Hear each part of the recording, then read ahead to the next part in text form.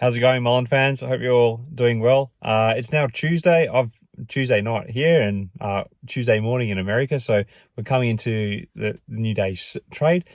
Obviously, yesterday was very disappointing. A lot of the retail scene particularly wanted a no vote for the reverse stock split, and that's not what they got in the end.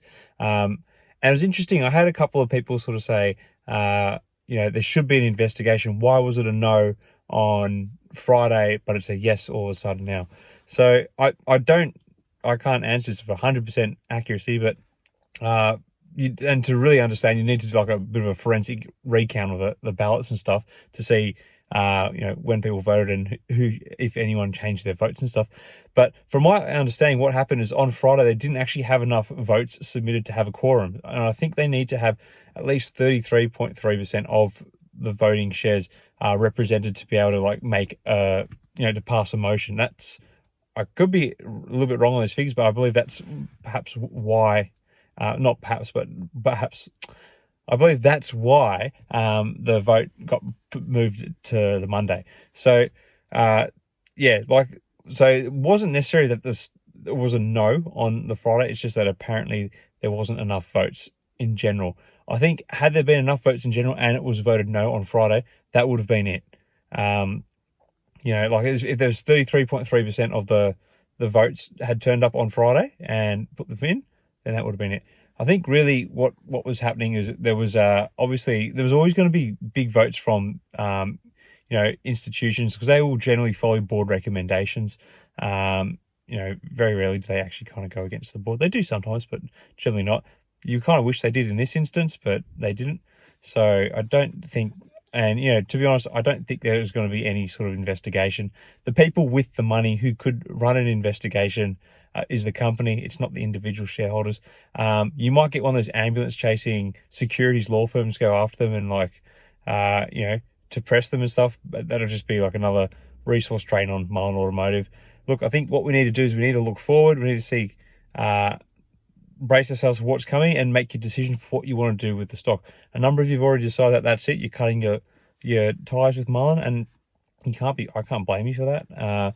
Some of you have actually doubled down and taken advantage of this self. We obviously hit a record low yesterday. It was the stock floated around the 10-cent mark, and if you take into account the reverse stock split, it means we're looking at about somewhere in the vicinity of 2 to 3 cents of what the stock was worth 12 months ago. That's kind of where the stock price is right now.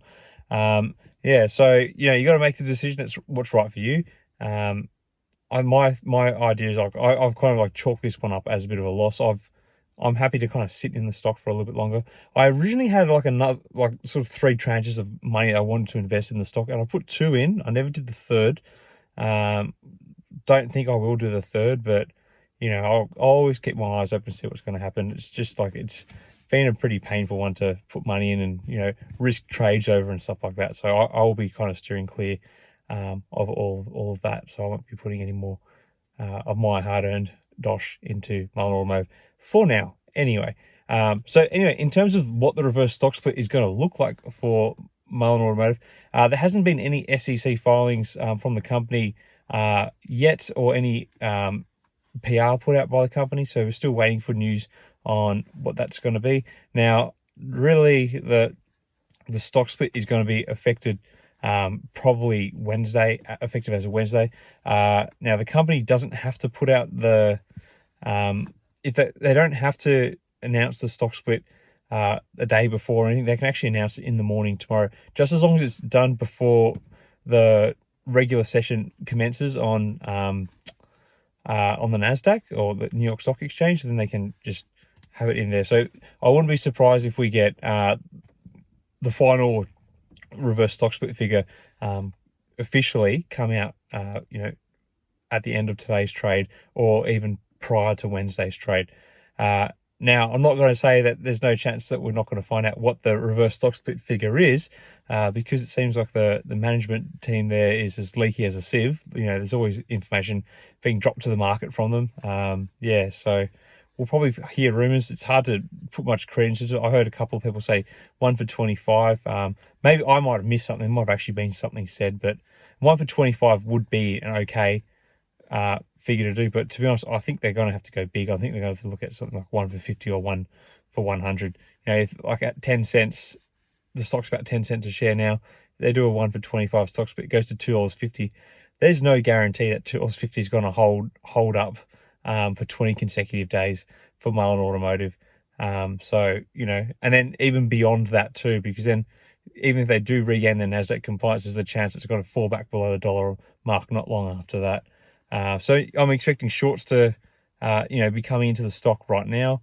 But at the same time, I'm kind of wouldn't be totally surprised that once the stock split is initiated, that there might be like a bit of an initial sell-off. I wouldn't be surprised if there's actually a bit of a bounce on day 2 or day 3, because it's usually strong selling, heavy selling when these sort of things happen. And, you know, at the end of the day, there's kind of some positivity out of this, in the sense that Mullen is staying on the NASDAQ. So there might be a bit of a buying resurge, which might help stabilize the stock and see it through the 20 days. I think, you know, like it's hard to say what exactly is going to happen. No one can really predict that. And I think like a lot's going to be riding on how big this reverse stock split is. So yeah. Anyway, hopefully, you know, we get some news soon, and it's, you know, kind of more appetizing than what this has been so far. But yeah, anyway, keep up sharing in the comments, guys. I've been getting so much feedback. I'm loving it. It's, you know, a lot of what I would talk about, it's kind of driven by what you guys say down in the comments. I do try and respond to as many as I can. I'm pretty busy. I've got like, I'm running around after 2 kids. You wouldn't think so, like if you didn't work a regular job, that you'd be so busy, but I really am. Yeah, but anyway, keep sharing your thoughts in there. Hopefully Tuesday's a great day for everyone. And I'll do probably a video towards the end of the market as well, just to see what's going on. Yeah, anyway, till next time, everyone. May the markets trade in your favor. Cheers.